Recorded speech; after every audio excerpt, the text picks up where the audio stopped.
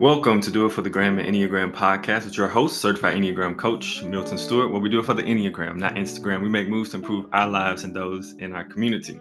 Today, I'm super excited to have an absolutely incredible guest on, a guest that I consider to be a friend. We've actually worked on different projects together, and she brings such a light into the world. So I'm going to give a little bit about her profile, and then we're going to dive into this wonderful episode, kind of talking about Countertype. So today, we have Seema Patel, who is a dedicated advocate, therapist, and educator committed to fostering inclusive spaces and ensuring equitable access to mental health care.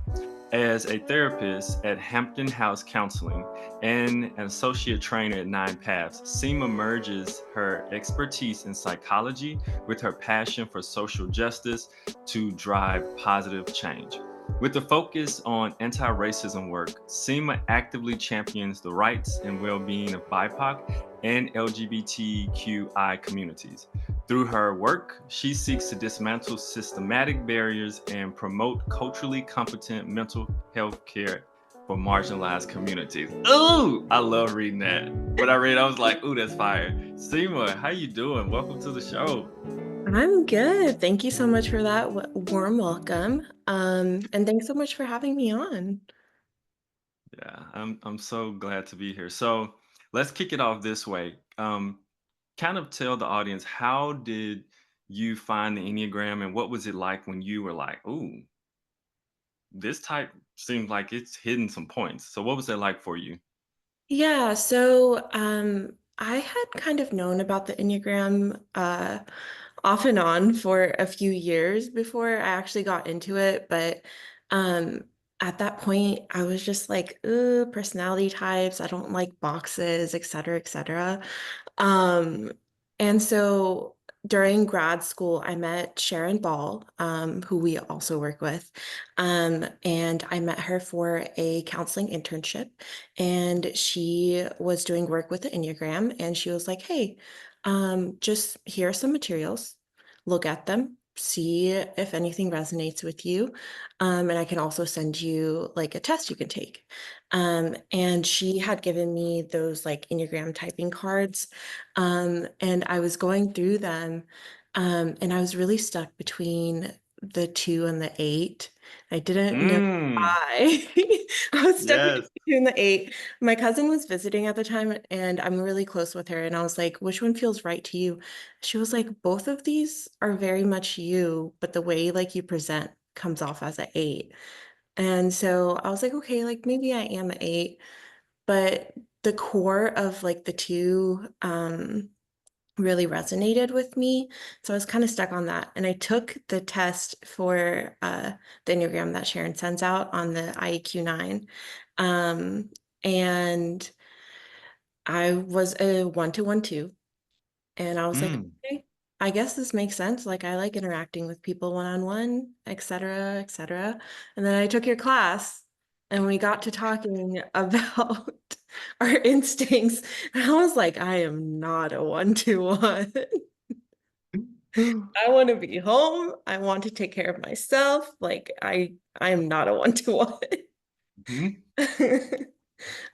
So yeah, it was an interesting journey to get to realizing I am a counterphobic too. So Yeah.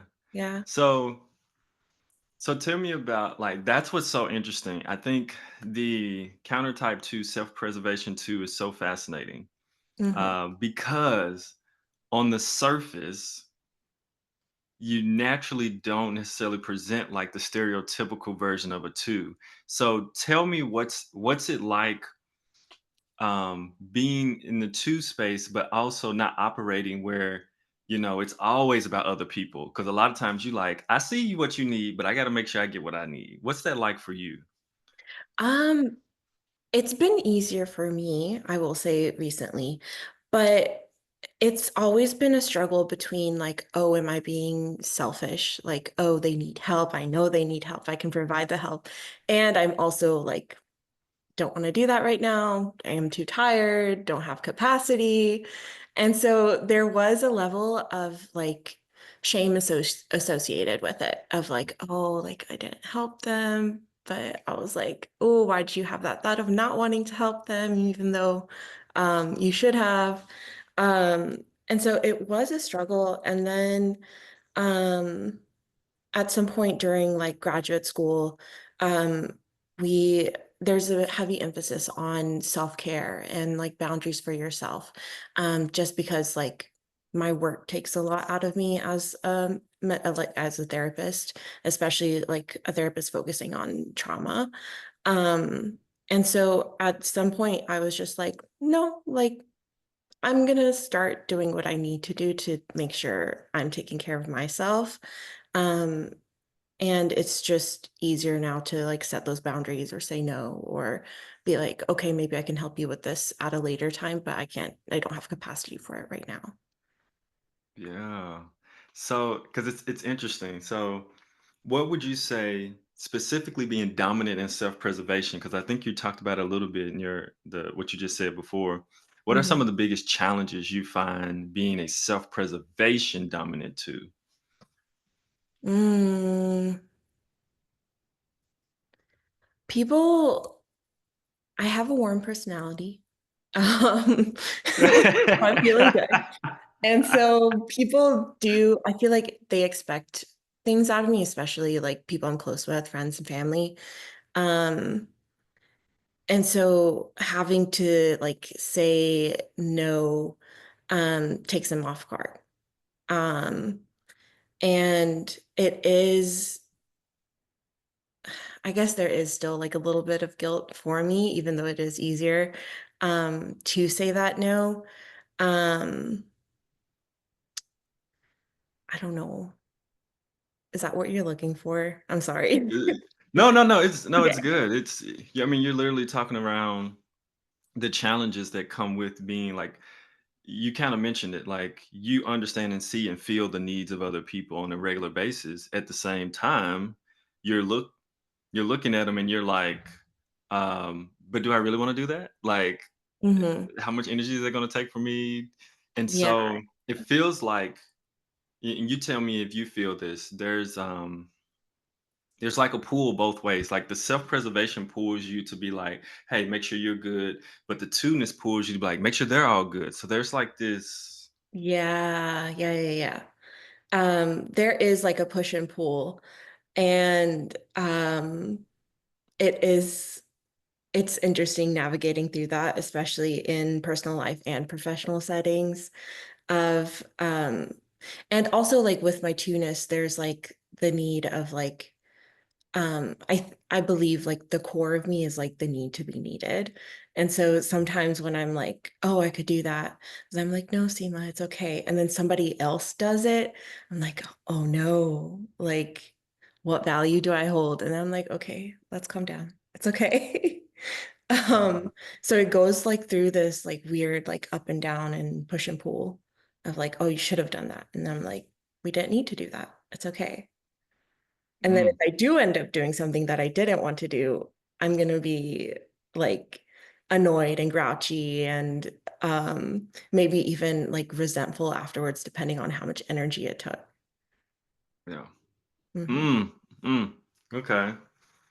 So when I look at, so tell me about this because I've had some self-preservation tools in the past that I've like either coached or worked with or been in my certification program. Um, and sometimes they felt like they were fours to a degree, to a certain extent, which is interesting. I don't know if you've ever felt that, but I'm interested in your lines because you said when you first like start to figure out the Enneagram, you were like, I'm showing up. I feel like I show up as an eight out here. So tell me a little bit about maybe that line to the eight where you see and what was there and what's there. And then tell me about if you ever see any fourness in you or like, oh, that's interesting. Um, I feel like the line to the eight shows up more outwardly, and then the fourness shows up more inwardly for me. Um, And with the eight specifically, like I feel like it's very much of like a protector piece for me. of like if I am really stressed or if things need to get taken care of, like I step into that eight. Like that eight is what shows up for people. And during like college and grad school, I was very stressed. So of course I appeared Mhm. as eight to people. Um, but the eightness specifically, I feel like you can even tell from the bio you read, like Mhm. Oh advocating, yeah. standing up for people. It's always been a thing where it's like, where do people need help and where can I provide it? Um, and that eight steps up when it's like, okay, like this needs to get done. And a lot of people in my life will tell you also, like, I'm like pretty like laid back until there isn't a leader anymore. And then I'm the one Mhm. that's like, okay, we got to do this and go do that and go do this. So that's where my eight shows up. And then my four specifically is more internal for me. I feel like I am really creative when it comes to different aspects, but I'm more of like a jack of all trades and not like Mhm. specifically one thing. And I'm not sure how much that has to do with like my ADHD versus like the fourness of like wanting to explore everything. And I've done like random things like embroidery or like I've made like stupid like music videos and stuff before with my brother's dog just because like it's fun and it's like mentally creative for me. Um but the other aspect of the four, I feel like also showed up when I was in college and grad school of like that like deep depression and like taking on like the weight of the world with me. I felt that a lot for like college of like anything that happened. I was like, oh my God, this is horrible. And like just like Mhm. this very deep how do I describe it? It's not specifically a depression, even though I was depressed then, but it was like this just like ache for what was going on in the world, like the sadness of like of what people were experiencing. Um and I guess on the eight side as well, when it came to like the anger showed up for me a lot too. It comes easily for me. If I Yeah. if I was really annoyed, it still comes up pretty easily if I'm like, okay, you crossed the boundary. We're not doing this. Mhm. Yes. One thing I actually want to dive into that popped in my mind, just because of the work that you do.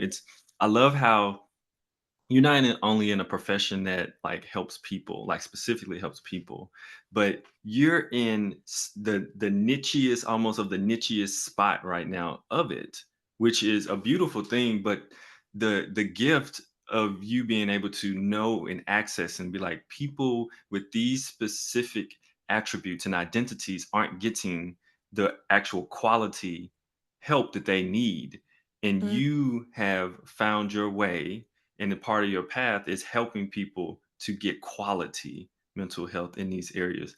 So, can you speak a little bit about how maybe your specific self-pres to-ness, in my opinion, led you in a way to help you to really be in a very specific area of mental health for people who are marginalized and who don't get the services they tend to need, or not available in their area? Yeah. Well, it was a journey. Yeah. It was interesting because like all of my life I've grown up in Middle Tennessee and I've always been like the odd one out. And especially going to like two Christian PWIs when I am neither was Right. very interesting. Um, and so me finding Hampton House, specifically, I mentioned them because they are one of the few practices that specializes in the BIPOC and LGBTQI communities. And our clinicians are mostly all either a part of those communities. And so it was the first space that I wasn't the odd one out when I was hired there. And it felt it finally felt like I could get rid of that eightness that I had been carrying with me, um, and step into like more of like who I am and what work needs to be done and how I can do it. And specifically that self-pres comes out in the sense of like I was able to express it a lot more and be like, yeah, I don't want to do that or whatever else with like my coworkers, my supervisor, and they're like, yeah, sure, no problem. Mm, And so there was, there was like permission to do that. And I don't want to say permission. More so I allowed myself to do that because I knew it was safe to do that, in that space, and I wouldn't get, like, questions of, like, why or pushback on, like, "Oh, like, why do you need, like, 5 days off for Diwali when you have blah, blah, blah for mhm, this," or whatever. Um, it was just safer, and it allowed my self-press to come out more in the sense that I was allowed to take care of myself and say no. Um, and I feel like this is a little bit of a change in topic, but when it comes to like my clients specifically as well, um, for me, I also focus on like, are you safe? Are you physically safe? Are you mentally safe? Are you emotionally safe? And safety is a big deal when it comes to mental health because you can't really work on everything else that has happened to you or that's going on with you if you don't mm, even feel like safe to do so right. because your fight or flight is like constantly going to be on. um and so I do also focus on like that safety piece and like are your needs being met with my clients as well. Mm. I love that. I think it's such a gift. And I think it's one of the biggest gifts that like being self-pres dominant too, because there's such a focus on comfort and safety. Hmm. It's like we think about others' comfort and safety as well, right? Which is so amazing. So you get to use that in your profession, which is amazing, right? It's not just like, am I quote unquote to helping this person, but it's like, first, are you safe? Like before we can help, I need you to make sure we assess the safety of all your different arenas a part of yourself. So I absolutely love that. And so along those lines, what are some gifts that you see being like self-preservation dominant as a tool? Like what are some gifts that you see that you tend to have? If you're traveling with me, you're not going to have to worry about anything. Yes, it is so true. Listen, I was thinking about stories. Like, y'all don't even understand. Listen, when we take a trip without Seema, it's like we've lost like, I don't know, half of our brain. It just be stuff missing. We don't know how to get places. We don't have stuff like, yes, Seema, keep going. Go ahead. Mm. um, yeah, I was thinking about that, especially with this last trip you guys took. Oh. 'Cause I was like, "Wait, what do you mean 2 of you, like, are not on the same flight that we were supposed to be on? And what do you mean you can't find the rental car?" I Um, wish they could listen to a recording of like us trying to message you and figure out what was going on. Different airports don't know where the rentals at, walking around the parking lot. Like it was, yeah. I was like, "Oh my God." Um But yeah, if you're traveling with me, bets are you're not gonna have to worry about anything because I am like airport mom. Like I have everything in order, and I'm not even like stressed airport mom unless we're running late. I'm just like, yeah, I already got everything together beforehand. I know what's going on. Everything's written down. We're good. Mhm, mhm, Um, that and then also I feel like it's just intuitive when I'm like, okay, like, have the people around me taken care of their needs? Like, have they eaten? Have they drank water? Like, do they need X, Y, and Z? It's not really like a conscious, like, I have to sit down and think about what they're gonna need. It's just like, yeah, like I would need that. So I'm mhm, assuming they're gonna need it too. Or like if I want like something um like nicer or like just a better quality, like obviously they're gonna want that too. And so it's just easier for me to, specifically for the work that we do together, Milton, it's just easier for me mhm. to like book things and like know like what needs to get booked and like what times are going to work for everyone, et cetera, et cetera. Yeah. Oh, it's such a gift. One thing I was also thinking about that you do very well too, is like self-preservation dominant too. It's so fascinating because you're protective of our time and energy too. Like you mentioned it, but like there have been moments where Seem was like, we gotta go. Like, she can no longer talk. We gotta go. Gotta catch this. We gotta go do this. And Seema's like protecting the energy of the people around her because she understands how important it is. And so I just want to say that I love that, right? I'm thinking of certain, specific scenarios, in different places we work. But you've done a great job of like just making sure the people around you also are protected too. And something about Seema, this is so interesting, right?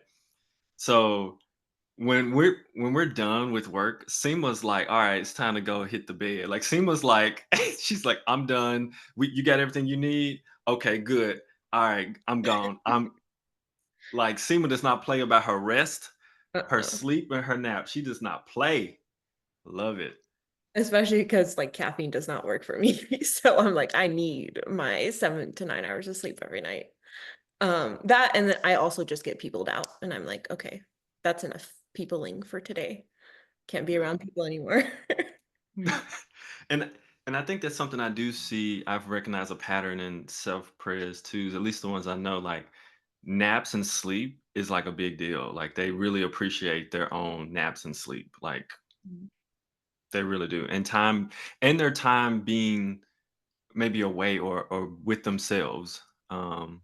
So I'm religious about using my D&D and like my work modes and whatever. Like I'm just like, if I don't want people to have access to me, I'm just not gonna like text you back or whatever else until the next day when I'm like, okay, I have brain space for this now.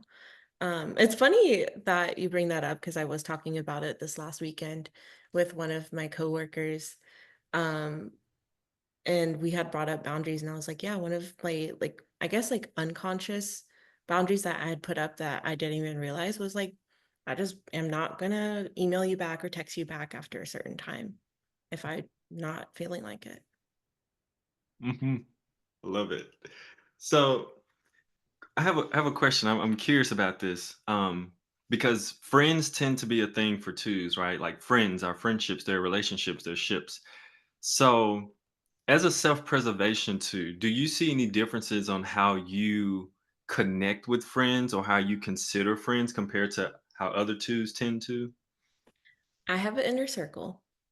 Oh, It's like 5, 6 people, and they get like full on me. And then everybody else is like a level away from that, if that makes sense. mhm, And that's more so has to it is that protective piece popping up again of like how much do I feel safe with sharing with this person of myself. Um and it's not to say like that person isn't safe or whatever, but it's just like a me thing. Like I don't want to exert all that energy for everyone all the time because it's a lot. Um and so, yeah, I am pretty picky about people who are in my inner circle, and who tend to see like all of me. Yeah. So yeah, it's not like friendly all the time. And I feel like it's kind of funny because I can like turn that to-ness on of like because my next instinct is that one-to-one. I am not a social mhm, instinct at all. So it is that one-to-one. And so I can connect with people. Um but like I have to like consciously be like, okay, Seema, time to turn this on. Let's go interact with people. And even then, it's still like I want to know about your life. I'm like genuinely want to know. And at the same time, I'm like, we're not gonna get too deep in the trenches. mhm. Mm, Yeah. yes. I I love how you explain that. I think you're really doing a great job of really helping to articulate some of those differences, right? Because people do have a stereotypical version of what they think twos are, and they have books that don't illuminate like what's really happening with the two deep down. So I think you're doing a great job of illuminating that, which I love, because it's that piece of I love how you're protective because you're self-preservation. You're more private about your emotions, right? Unless it's like a type 8 protective type of thing, tend to be more private about your own emotions, and the people who really get them are the people who you really have learned to trust. And then I've seen self-pres twos do the same thing, where it's like they have a very small, intimate inner circle, and they can be who they really want to be, which has a range to it. And people, there's a range, and it can look maybe even totally different than what people would expect. And then outside of that, it's like, oh yeah, they're associates. They're fine. So I think it's important for people to recognize that, right? I think it's very important for people to recognize that piece of it because it's so important. Yeah. Um, And if I could add something to that, I have noticed um, I'm really possessive over my inner circle. I am mm, possessive over them. I'm like, if somebody else like that I know tries to befriend them, I'm like, oh my God, are they gonna like them more? Are they gonna, et cetera? Like there's like this whole thing that goes into my head. Which obviously it hasn't been as like strong over the last couple of years since I've like done my own work in therapy and whatever else. But it's still like I can still to this day feel like that little bit like of possessiveness come out whenever my friends are interacting with other people I know and getting too close to them. I'm like, I twitch, I twitch. mhm. And I'm like, no, it's okay. It's fine. Yes, I love that. I love that. And I think you're illuminating like your inner work, right? And how it's like, all right, now those are the people I feel very protective of and safe and close to. Who are you? Like, do we know this person enough to get? I don't know. Like, Yeah. tell them to back up. So I have a question. What like it encouragement, advice, or recommendations for someone who's listening who's a self-preservation dominant two? What is some encouragement or advice or recommendations you would give to them along the journey of doing their own inner work? Hmm. Therapy is great for anyone in general, but therapy is great. Um, but I think allowing yourself to actually trust that you know what you need and you know your boundaries and limits is really important because I feel like with twos it's always like, oh, what do other people need, like I can go do that, I can go do this, etc., etc. But I've noticed like you know what your limits are. And if you don't listen to those limits, you are going to be angry and upset and resentful, and you don't want to feel like that. So listening to your limits and then also um, just like telling, um, I feel like a lot of twos who are um, that self-pres don't really allow themselves to express it. Um, Mm, because it goes against like their outward appearance if they do lean more towards like the traditional two-ness. I lean more towards eight, so I was like back off. um but if they do lean more towards that traditional two, like it's okay to express like, yeah, I don't want to do this anymore, or you need to go, or whatever else. Like it is okay. And if people are not responsive to it, maybe those people don't need to be in your life. mm, mm. Mhm. I love that. It makes me think of this example. My mentee, who's a self-pres dominant two, I was dropping him off at one of his friend's house, and he wanted to go to Starbucks first because he loves big sugary drinks. But anyway, so he bought two of them, and so he's drinking one and enjoying it. And he was like, I really want to drink this, but then I don't want to go over there and then they see me with this one and I don't share it with them because then they're gonna feel some type of way. But I actually really want to drink this. And he was struggling in the car, and I was like, listen, it's your decision, and if you want both, you have both. I mean, I don't think you need to be drinking either one personally, but because of the sugar. But I was like, you can do it. But I could see it was really an internal struggle because he was like, I really want this, but if I go over there, they're gonna want some, and I'm have to feel like I need to share. So I love how you were describing to be able to share honestly of how just how I feel. Like these are my boundaries I've set, and these are things I personally want. And after that, if I can give or whatever, sure. But these are the things. But it was just watching him just in that dynamic, just going back and forth while we're driving. I'm like driving 20 minutes. He's still talking about the same conversation. I'm like, oh, buddy. Oh, buddy. Yeah, that reminds me of when I was young. And now I'm just like, yeah, I don't feel like doing that. So I Right. don't. See him show up sipping both of 'em. Yep. How you doing?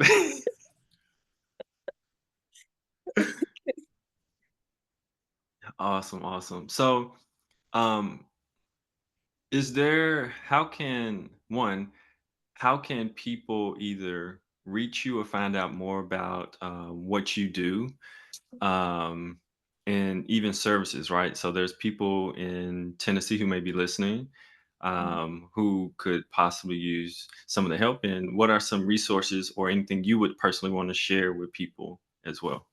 Yeah. So if you are in the state of Tennessee and looking for counseling services, definitely do look me up on Psychology Today, or you can look up hamptonhousecounseling.com and find a whole range of other therapists there.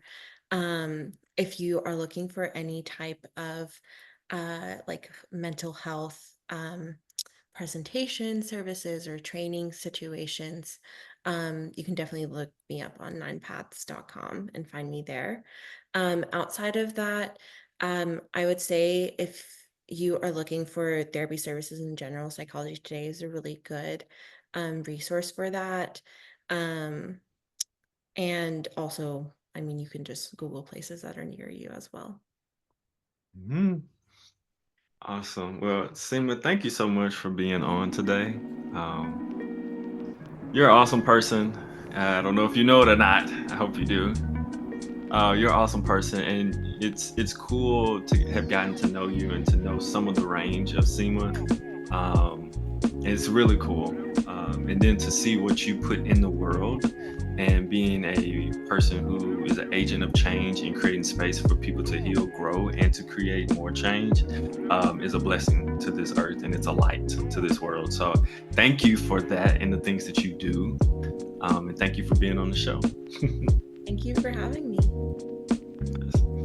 All right, for those listening, thank you so much for listening. Everything Seema said, as in like where you can find out more information, will be in the show notes, so you can go there. So if you're listening and you feel your ego flaring up, remember, take a deep breath and do it for the gram, the Enneagram, of course, and make a better choice. And we'll see you on the next episode.